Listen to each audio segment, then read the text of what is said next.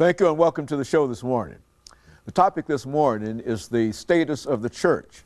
And we're fortunate to have with us to talk about the status of the institutional church, or as he so aptly called it, the church of the body of Christ, Pastor KWalker, who is the pastor at the Abundant Life Christian Center North.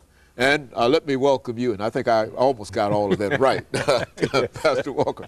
But let me welcome you to the show this morning and to tell you how delighted we are to have you here to tell us in a real sense about the Abundant Life Christian Center North and the relationship that has to this church that we're going to talk about during the second segment of this program. All right. Well, first of all, Dr. Haney, thank you for invited me to come on your show. Been here before, and it's always been my pleasure. You know, Pastor KWalker. I was born right here in Nashville, Tennessee. Grew up in the public school system. Didn't get a degree in anything. Had experienced some college courses over the period of time back at TSU, and also having been incarcerated in the state prison system, I took some college courses through Trevecca Nazarene College East Campus Prison Program. And of course, I didn't get a degree either in that particular area. Spent 17 years of my life as a drug addict. Then God called me into ministry back in 1986, and I've been on that trail ever since that time. I'm currently the pastor of the Abundant Life Christian Center North, and we're located at services I've been held currently at the Millennium Maxwell House Hotel at 2025 Roselle Parks Boulevard. You know, in the past, I was a pastor in the Hands of God Christian Church. Good. But we developed a partnership with Pastor Mike Whitson with Abundant Life, and we merged our ministry in with that particular body. And we've been involved with that for about a year, a little over a year now, and we're just moving forward in some things. So we're just glad and just delighted to be here this morning to share with your guests some information that I feel like is important when you're looking at the status of the church and we look at society and the recession and everything that we're going through and the role that the churches, need to play during this period of time. And I'm just glad to be here to discuss those things. Very good. And let's look at the status of the church in a real sense, Pastor Walker.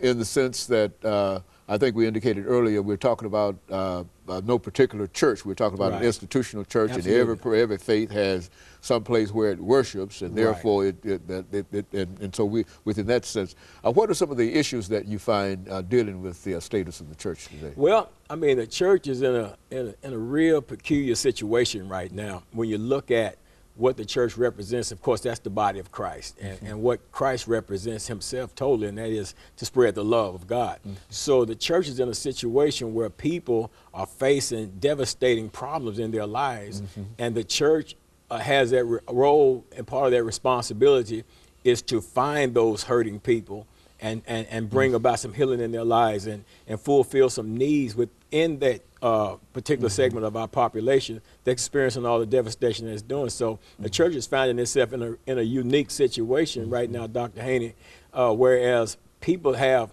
a tendency to come to church with the expectation of receiving from the church. Of course, that's not the only reason you should come. You should come as well as to give, and I'm sure we'll get into that more so in our program. I'm not talking about giving financially. I'm talking about giving of yourself and your services so that everybody within the body can experience the blessings of the body. Well, now, when you say that people are coming to the church in anticipation of what about they don't? I mean, what are some of the reasons that you find in your own ministry that sort of motivates people to become involved in the church? Well, for one thing, people are coming to get a word of life that can change their life situation and circumstances, that help them maneuver and motivate themselves, or maneuver themselves through situations and circumstances that they're experiencing in their lives.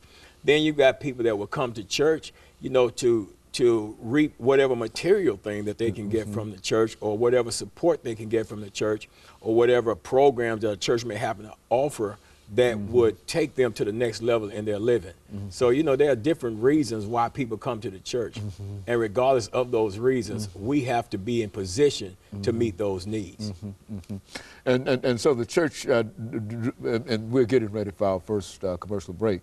And when we come back, we'll get into what you consider to be some of the challenges that the church has to face in order to really meet the needs. Because I think that, as you've indicated, you've been involved in a number of ministries yourself. Oh, yes. And so you can sort of compare and contrast Yes. some of the things and some of the difficulties and some of the challenges Oh, yes. and all of the ministries that many of us don't know anything about and certainly are not familiar with.